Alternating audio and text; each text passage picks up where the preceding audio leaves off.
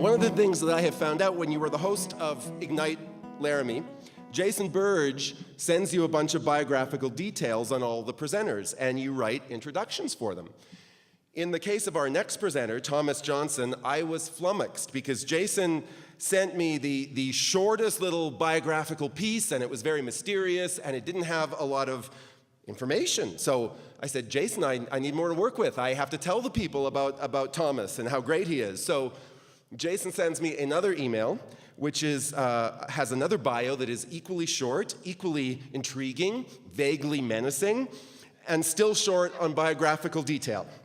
And I'm thinking, what is going on? And then I found out that Thomas Johnson is actually all about withholding his identity, making you wonder, playing many different roles in this rich life. So, Laramie, you don't get a Peter Parolin certified bio for Thomas Johnson.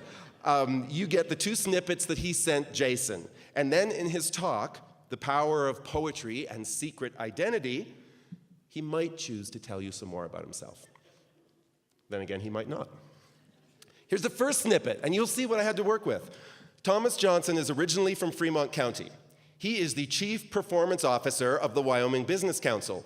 Or is he?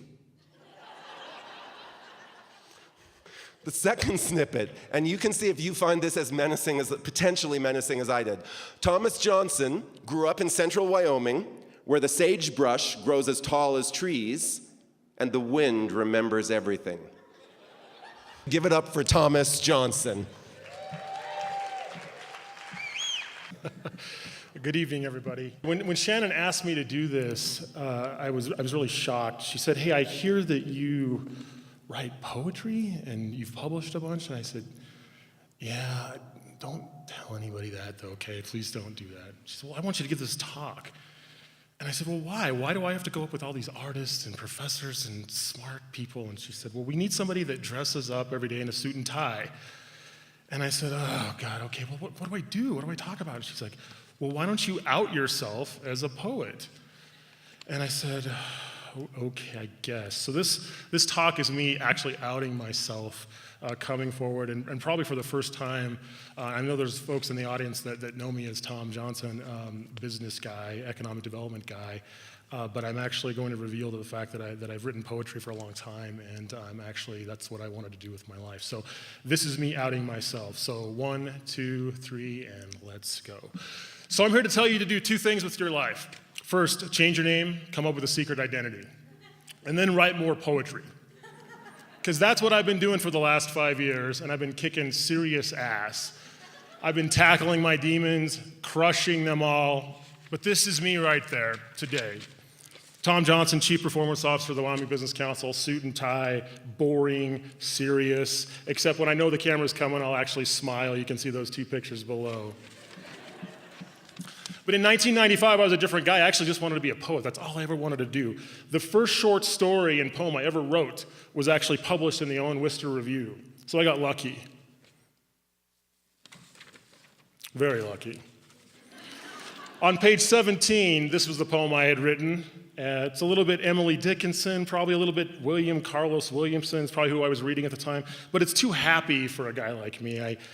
I knew that I couldn't write this kind of poetry forever, so I actually stopped writing completely. I didn't write or publish again until 2012. That's 17 years later. The question is why? Why didn't I do that? I'm not really sure, but I don't think I was really ready for poetry to confront the demons that I knew I needed to write or to take on.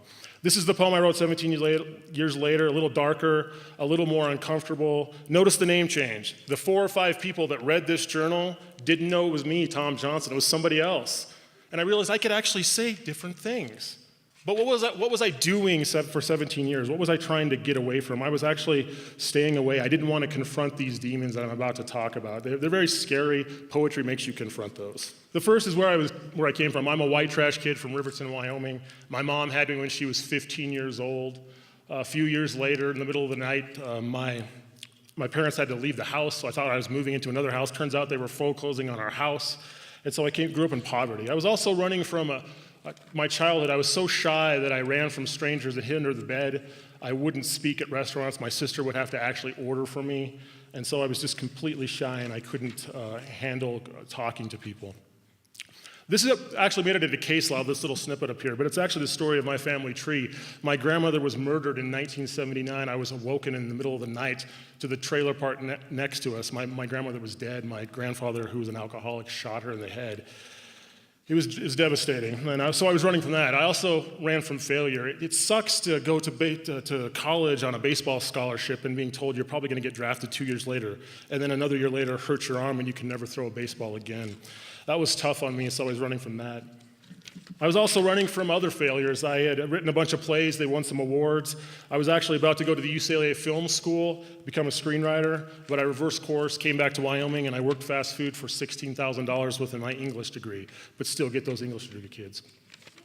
I also ran away from undiagnosed cyclothymia. For those of you that don't know what that is, you don't have to. You probably know it's older cousin, a bipolar disorder, but I had that undiagnosed. I was going high and low, and I didn't know why.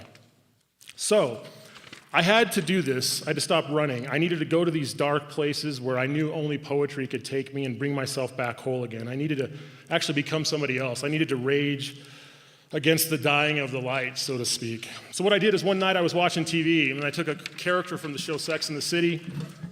I combined it with one of my favorite poets of all time, Dylan Thomas, and I created a new identity for myself. This is true.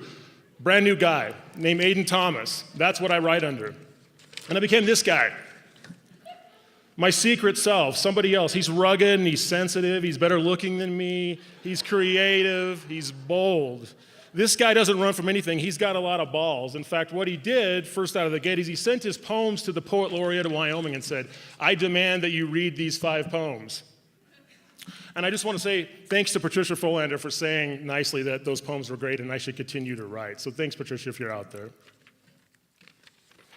I also had the guts and the balls to tackle those themes that I couldn't before as Tom Johnson, like poverty and divorce, alcoholism, domestic violence, themes of longing and, well, just longing.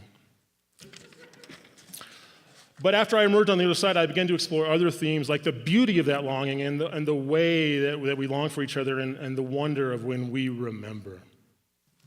You see, this guy, Aiden Thomas, had the guts to write each and every day, even this morning, and published in the last 4 years over 62 times.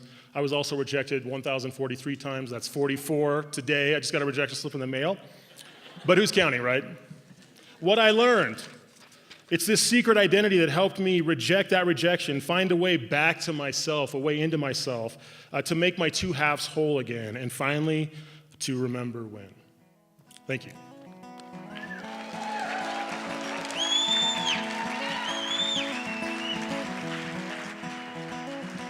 Thanks, Thomas. And I keep forgetting to read the sponsors. Thomas's slides were brought to you by everybody's favorite Sweet Melissa Vegetarian Cafe and Front Street Tavern. Yeah, yes.